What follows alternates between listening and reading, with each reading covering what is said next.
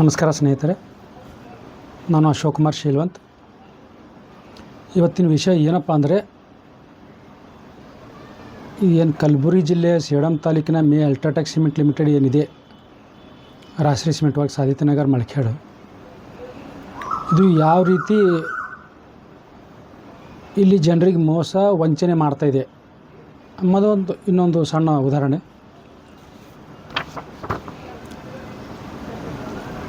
ದಿನಾಂಕ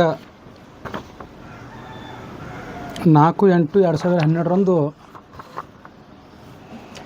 ಹಿಂದಿನ ಜಿಲ್ಲಾಧಿಕಾರಿಗಳಾದಂಥ ಆರ್ ವಿಶಾಲ್ ಅವರು ಒಂದು ಪತ್ರ ಬರೆದಿರ್ತಾರೆ ಸ್ನೇಹಿತರೆ. ಯಾರಿಗೆ? ಕಂಪ್ನಿದವರಿಗೆ.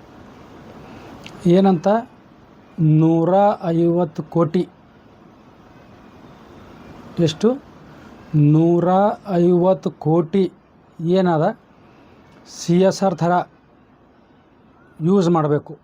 ಅಂದರೆ ಅದೇನು ರಾಷ್ಟ್ರೀಯ ಸಿಮೆಂಟ್ ಕಂಪ್ನಿದು ಏನು 4ನೇ ಘಟಕ ಅದ, 3,000 ಕೋಟಿ ವೆಚ್ಚದಲ್ಲಿ ಏನು ನಿರ್ಮಾಣ ಮಾಡಿದಾರೆ, ಅದು ಪೂರ್ತಿ ಇಲ್ಲೀಗಲ್ ಅದ, ಅದು ಬೇರೆ ವಿಷಯ. ಅದೇನು 3,000 ಕೋಟಿ ಏನು EC ಕೊಟ್ಟಿರ್ತಾರೆ, ಅದರಲ್ಲಿ ಅವರು ಟರ್ಮ್ಸ್ ಮತ್ತು ಕಂಡೀಷನ್ ಹಾಕಿ ಕೊಟ್ಟಿರ್ತಾರೆ ಅವರು.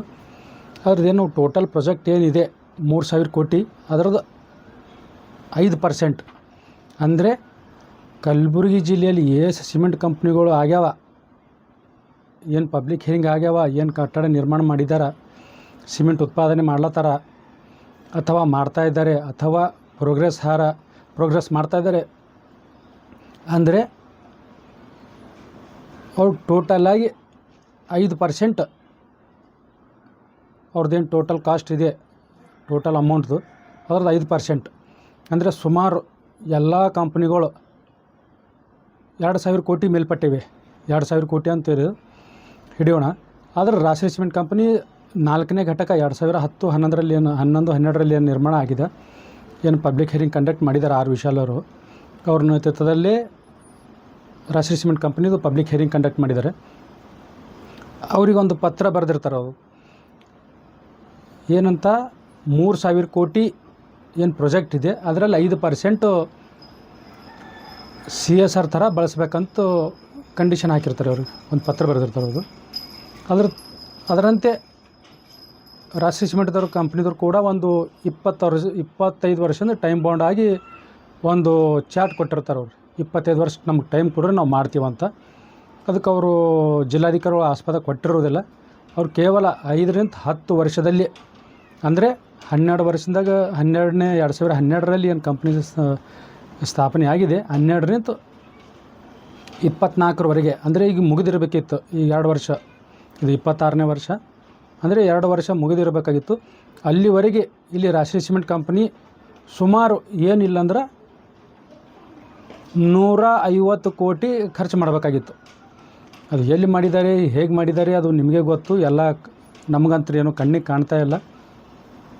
ಮತ್ತು ಇದು ಬೇರೆ, ಇದು ಟೋಟಲ್ ಅಮೌಂಟ್ ಏನದ 5%, ಇದು ಬೇರೆ, ಮತ್ತು CSR ಬೇರೆ, ಮತ್ತು ಟ್ಯಾಕ್ಸ್ ಬೇರೆ. ಈ ರೀತಿ ಹಲವು ವಿಧಗಳಿವೆ.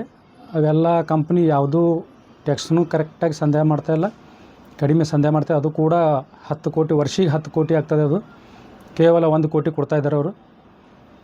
ಆನಂತರ CSR ಅದ್ರದ್ದೇನು ಅಮೌಂಟ್ ಕೊಡಬೇಕಾಗಿತ್ತು, ಅದು ಕೂಡ 20 ಕೋಟಿ ಆಗ್ತದೆ. 2 ವರ್ಷಕ್ಕೆ 1 ಸಾರ್ತಿ, ಅಂದರೆ 3 ವರ್ಷಕ್ಕೆ 1 ಸಾರ್ತಿ ಆದರೆ ಅದು ಕೂಡ 20 ಕೋಟಿ ಆಗ್ತದೆ. ಮತ್ತು ಇದು ಟೋಟಲ್ ಅಮೌಂಟ್ ಏನಿದೆ, ಇದು 3,000 ಕೋಟಿ ಇದೆ. ಅದರಲ್ಲಿ 150 ಕೋಟಿ ಖರ್ಚು ಮಾಡಬೇಕಾಗಿತ್ತು, ಅವರು ಮಾಡಿಲ್ಲ. ಹೀಗೆ ಯಾವುದೂ ಕೂಡ ಅವರು ಕಂಪ್ನಿ ಕೆಲಸ ಮಾಡಿಲ್ಲ. ಇಲ್ಲಿ ಮರ್ಯಾದೆ ಕೊಡಲ್ಲ, ಸ್ಥಳೀಯರಿಗೆ ಮರ್ಯಾದೆ ಕೊಡಲ್ಲ, ಲೋಕಲ್ ಜನರಿಗೆ ನೌಕರಿ ಕೊಡಲ್ಲ. ಹೀಗಾಗಿ ಅದು ಕಂಪ್ನಿ ಒಡೆದು ಹಾಕ್ಬೇಕಂತ ಹೇಳ್ತಾ ಇದ್ದೀನಿ ಸ್ನೇಹಿತರೆ. ಈ ರೀತಿ ಮೋಸ ವಂಚನೆ ಮಾಡ್ತಾಯಿದ್ದಾರೆ. ಆ ಹಣ ಎಲ್ಲಿಗೆ ಹೋಯಿತು? 150 ಕೋಟಿ ಅದು ಟೈಮ್ ಬಾಂಡ್ ಹಾಕಿ ಕೊಟ್ಟಿದ್ದರು ಅವರು ಜಿಲ್ಲಾಧಿಕಾರಿಗಳು. 5ರಿಂದ, ಇದು 25 ವರ್ಷದಿಂದ ನೀವು ಬರ್ಕೊಂಡು ಬಂದಿರಿ, ಅದು ಆಗಲ್ಲ. 5ರಿಂದ 10 ವರ್ಷದಾಗ ನೀವು 150 ಕೋಟಿ ಖರ್ಚು ಮಾಡಬೇಕು ಅಂತ ತಿಳ್ಕೊಂಡು ಒಂದು ಪತ್ರ ಬರೆದಿರ್ತಾರೆ. ಅದು ನನ್ನ ಕೈಯಲ್ಲಿದೆ. ಅದು ಈ ರೀತಿ ಎಲ್ಲಿ ಮಾಡಿದ್ದಾರೆ 150 ಕೋಟಿ? ನಮ್ಮ ಮಳಖೇಡ್ ಗ್ರಾಮದಲ್ಲಿ ಮಾಡೋದಂತೂ ಬೇಕಾಗಿಲ್ಲ, ಕಂಪ್ನಿಯಲ್ಲಿ ಮಾಡ್ಕೋತಾರು ಸಾಕಾಗಿತ್ತು. ಸುತ್ತಮುತ್ತ ಹಳ್ಳಿಗೆ ಮಾಡಬೇಕಾಗಿತ್ತು. ಎಲ್ಲಿ ಕೂಡ ಮಾಡೋದಿರಲ್ಲ. ಒಂದು ಕೆಲಸ ಮಾಡಿ ಒಂದು ಕೆಲಸ ತೋರಿಸ್ತಾರೆ. ಒಂದು ಟ್ಯಾಕ್ಸ್ನಲ್ಲಿ ಕೆಲಸ ಮಾಡಿದರೆ ಅದು CSR ಅಂತ ತೋರಿಸ್ತಾರೆ, CSRನಲ್ಲಿ ಮಾಡಿದ್ರೆ ಈ ಅಮೌಂಟ್ನಲ್ಲಿ ತೋರಿಸ್ತಾರೆ. ಹೀಗಾಗಿ ಒಂದು ಟೈಮ್ ಬಾಂಡ್ ಇದೆ ಸ್ನೇಹಿತರೆ. ಅದು 150 ಕೋಟಿ ಖರ್ಚು ಮಾಡಬೇಕಾಗಿತ್ತು. 150 ಕೋಟಿ ಖರ್ಚು ಮಾಡಿರೋದಿಲ್ಲ. ಸಾಕಷ್ಟು ವಿವಿಧ ಏನಂತಾರೆ ವಿವಿಧ ರೀತಿಯಲ್ಲಿ ಬಳಕೆ ಮಾಡ್ಕೊಳ್ಬೇಕಾಗಿತ್ತು. ಬಳಕೆ ಮಾಡ್ಕೊಂಡಿಲ್ಲ. ಅದು 150 ಕೋಟಿ ಎಲ್ಲಿದೆ, ಯಾರ ಹತ್ರ ಹೋಗಿದೆ, ಯಾರ ಜೇಬು ಸೇರಿದೆ, ಕಂಪ್ನಿನ ಕೊಟ್ಟಿಲ್ಲ ಅಥವಾ ಕಂಪ್ನಿಯೇ ಬಳಕೆ ಮಾಡ್ಯದ ಮಾಡಿಲ್ಲ, ಇದು ಗೊತ್ತಾಗಬೇಕಾಗಿದೆ ಸ್ನೇಹಿತರೆ. ಅವರು ಮಾಡಿಲ್ಲ. ಹೀಗಾಗಿ ತಮಗೆ ಏನಾದರೂ ಗೊತ್ತಿದ್ದರೆ ತಿಳಿಸಿ. ಎಲ್ಲಾದರೂ ಕೆಲಸ ಮಾಡಿದರೆ 150 ಕೋಟಿ ಖರ್ಚು ಮಾಡಬೇಕಾಗಿತ್ತು 10 ವರ್ಷದಲ್ಲಿ. ಜಿಲ್ಲಾಧಿಕಾರಿಗಳು 25 ವರ್ಷ ಅಂತ ಅವ್ರು ಏನು ಬರೆದು ಕೊಟ್ಟಿದ್ರು, ಅದಕ್ಕೆ ಆಸ್ಪತ್ರೆ ಕೊಟ್ಟಿಲ್ಲ. 5ರಿಂದ 10 ವರ್ಷ ಟೈಮ್ ಬಾಂಡ್ ಕೊಟ್ಟು ಮಾಡಿ ಪತ್ರ ಬರೆದಿದ್ರು. ಆದರೆ ನಮ್ಮ ಕಣ್ಣಿಗಂತೂ ನಾವೇ ಇಲ್ಲಿಯೇ ಸ್ಥಳೀಯರಿದ್ದೀವಿ, ನಮಗಂತೂ ಯಾವುದೂ ಕಾಣ್ತಾ ಇಲ್ಲ. ತಮಗೆ ಏನಾದರೂ ಗಮನಕ್ಕೆ ಕಂಡು ಬಂದರೆ ಅದು ತಿಳಿಸಿ ಸ್ನೇಹಿತರೆ. ಮತ್ತು ಇದೇ ಥರ ಎಲ್ಲ ಕಂಪ್ನಿಗಳು ಕೂಡ 5% ಅವ್ರ ಟೋಟಲ್ ಅಮೌಂಟ್ 5% ಅಂದರೆ 100 ಕೋಟಿ ಖರ್ಚು ಮಾಡಬೇಕಾಗಿತ್ತು ಸ್ನೇಹಿತರೆ. ಚಿತ್ತಾಪುರ ತಾಲೂಕಿನ ಓರಿಯೆಂಟ್ ಸಿಮೆಂಟ್ ಕಂಪ್ನಿ ಕೂಡ 100 ಕೋಟಿ ಖರ್ಚು ಮಾಡಬೇಕಾಗಿತ್ತು. ಇದು CSR ಬೇರೆ ಮತ್ತು ಟ್ಯಾಕ್ಸ್ ಬೇರೆ ಸ್ನೇಹಿತರೆ. ಇದು 5% ಇದು ಬೇರೆ. ಓರಿಯೆಂಟ್ ಕಂಪ್ನಿ ಮಾಡಬೇಕಾಗಿತ್ತು, ವಾಡಿ ಸಿಮೆಂಟ್ ಕಂಪ್ನಿ ಮಾಡಬೇಕಾಗಿತ್ತು, ಮತ್ತು ಶಾಬಾಜ್ JP ಸಿಮೆಂಟ್ ಕಂಪ್ನಿನ ಮಾಡಬೇಕಾಗಿತ್ತು. ಇವಾಗ ಅದಾನಿದಿದೆ. ಮತ್ತು ಇದು ವಾಸವತ ಸಿಮೆಂಟ್ ಕಂಪ್ನಿ ಮಾಡಬೇಕಾಗಿತ್ತು. ಇದು ರಾಷ್ಟ್ರೀಯಂತರೂ ಮಾಡಿಲ್ಲ, ಕಣ್ಣಿಗೆ ಕಾಣ್ತಾ ಇದೆ. ಮತ್ತು ಶ್ರೀ ಸಿಮೆಂಟ್ ಕಂಪ್ನಿ ಮಾಡಬೇಕಾಗಿತ್ತು. ಅದು ಕೂಡ 2000 ಕೋಟಿ ಇದೆ. ಮೊದಲನೇ ಘಟಕ ಇಲ್ಲೀಗಲ್ ಆಗಿದೆ ಅದು. ಈಗ ಮತ್ತೆ 2ನೇ ಘಟಕ ಕೂಡ ನಿರ್ಮಾಣ ಮಾಡ್ತಾಯಿದ್ದಾರೆ. ಅದು ಕೂಡ 2000 ಕೋಟಿದು ಇದೆ. ಅಂದರೆ 4000 ಕೋಟಿ ಅಂದರೆ 200 ಕೋಟಿ ಖರ್ಚು ಮಾಡಬೇಕಾಗಿತ್ತು ಸ್ನೇಹಿತರೆ. ಶ್ರೀ ಸಿಮೆಂಟ್ ಕಂಪ್ನಿ 200 ಕೋಟಿ ಖರ್ಚು ಮಾಡಬೇಕಾಗಿತ್ತು. ಮತ್ತು ಚೆಟ್ಟಿನಾಡು ಸಿಮೆಂಟ್ ಕಂಪ್ನಿ ಮತ್ತು ಸಾಗರ್ ಸಿಮೆಂಟ್ ಕಂಪ್ನಿ ಅದು ಕೂಡ 100 ಕೋಟಿ ಖರ್ಚು ಮಾಡಬೇಕಾಗಿತ್ತು ಸ್ನೇಹಿತರೆ. ಅದು ಎಲ್ಲಿ ಮಾಡಿದ್ದಾರೆ ಏನಿಲ್ಲ, ಅಲ್ಲಿ ಸ್ಥಳೀಯ ನಿವಾಸಿಗಳು ಹೇಳಬೇಕು, ಅಲ್ಲಿ ಪಂಚಾಯತ್ ಸದಸ್ಯರು ಹೇಳಬೇಕು, ಅಲ್ಲಿ ZP ಸದಸ್ಯರು ಹೇಳಬೇಕು, ತಾಲೂಕ್ ಪಂಚಾಯತ್ ಸದಸ್ಯರು ಹೇಳಬೇಕು. ಅದೆಲ್ಲ ತಾವು ಕೇಳಬೇಕು, ಏನು ಮಾಡಿದಾರಾ ಮಾಡಿದ್ದಿಲ್ಲ. ಮತ್ತು ಅಲ್ಲಿಯ ಶಾಸಕರು ಏನು ಮಾಡ್ತಾಯಿದ್ದಾರೆ, ಸೇಡಂ ಶಾಸಕರು ಏನು ಮಾಡ್ತಾಯಿದ್ದಾರೆ, ಚಿತ್ತಾಪುರ ಶಾಸಕರು ಏನು ಮಾಡ್ತಾಯಿದ್ದಾರೆ, ಚಿಂಚೋಳಿ ಶಾಸಕರು ಏನು ಮಾಡ್ತಾಯಿದ್ದಾರೆ, ಕಲಬುರಗಿ ಶಾಸಕರು ಏನು ಮಾಡ್ತಾಯಿದ್ದಾರೆ.